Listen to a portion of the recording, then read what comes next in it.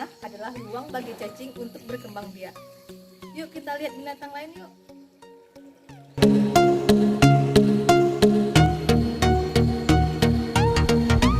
Kamu lihat ikan tinggalnya di mana? Ya, tentu saja ikan tinggalnya di dalam air. Air adalah ruang bagi ikan untuk berkembang biak.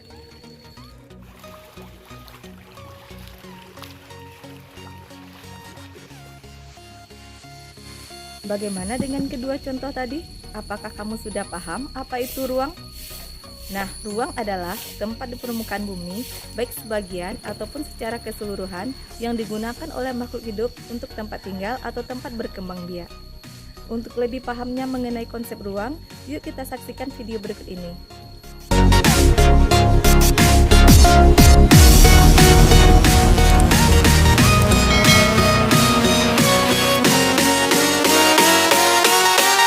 Tujuan pembelajaran kita adalah pengertian ruang dan interaksi antar ruang.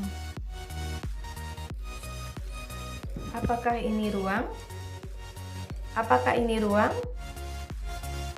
Apakah ini ruang?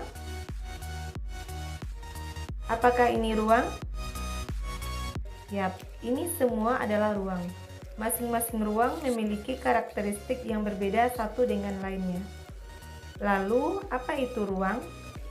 Ruang adalah tempat di permukaan bumi, baik secara keseluruhan maupun hanya sebagian yang digunakan oleh makhluk hidup untuk tinggal. Ruang tidak hanya sebatas udara yang bersentuhan dengan permukaan bumi, tetapi juga lapisan atmosfer terbawah yang mempengaruhi permukaan bumi. Ruang juga mencakup perairan yang ada di permukaan bumi, seperti laut, sungai, dan danau, dan di bawah permukaan bumi, seperti air tanah, sampai kedalaman tertentu. Setiap ruang di permukaan bumi memiliki karakteristik atau ciri khas tertentu yang berbeda antara satu wilayah dan wilayah lainnya. Perbedaan inilah yang menyebabkan adanya interaksi antar satu ruang dengan lainnya. Misalnya, wilayah pegunungan umumnya penghasil sayur, sedangkan daerah pesisir penghasil ikan. Kedua wilayah ini akan saling berinteraksi melalui aktivitas perdagangan. Interaksi antar ruang dapat berupa tiga hal.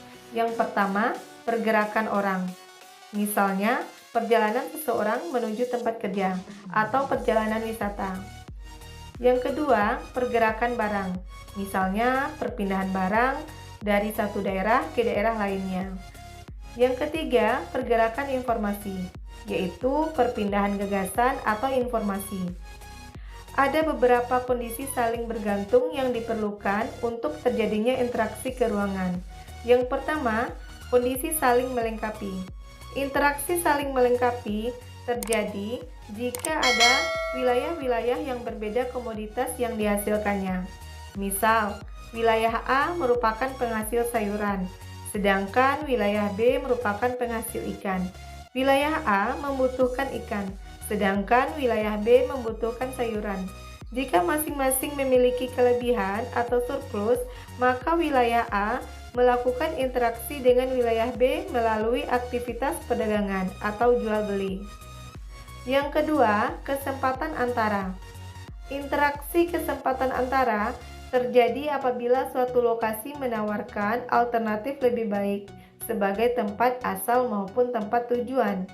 Misalnya, wilayah A biasanya membeli ikan ke wilayah B, namun kemudian diketahui ada wilayah C yang juga penghasil ikan.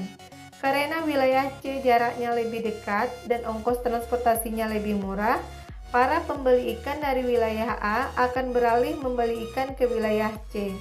Akibatnya, interaksi antara wilayah A dengan B melemah, sementara interaksi antara wilayah A dengan C menguat. Ketiga, kemudahan transfer. Interaksi kemudahan transfer merupakan pengangkutan barang atau orang yang memerlukan biaya. Biaya untuk terjadinya interaksi harus lebih rendah dibandingkan keuntungan. Selain itu, kemudahan transfer juga tergantung pada ketersediaan infrastruktur seperti sarana dan prasarana. Misalnya, seseorang akan menjual sayuran dari wilayah A ke wilayah B, Namun, jalan menuju wilayah B mengalami kerusakan, sehingga tidak bisa dilalui. Akibatnya, orang tersebut tidak jadi menjual sayur ke wilayah B. Bagaimana adik-adik? Sampai di sini sudah paham ya? Kalau begitu, kita akhiri pertemuan kita pada materi kali ini. Sampai berjumpa pada pertemuan berikutnya. Assalamualaikum warahmatullahi wabarakatuh.